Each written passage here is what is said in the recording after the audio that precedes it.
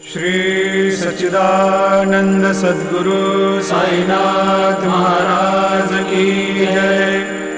जोडोनिया कर चरणी ठेविला माथा, परिसावे विनंती माझी पंढरीनाथा। असो नसो भाव आलो तुझिया ठाया, कृपा दृष्टी पाहे मजकडे सद्गुरु राया। अखंडित सावे ऐसे वाटते पायी, सांडोनी संकोच ठाव थोडासा देई।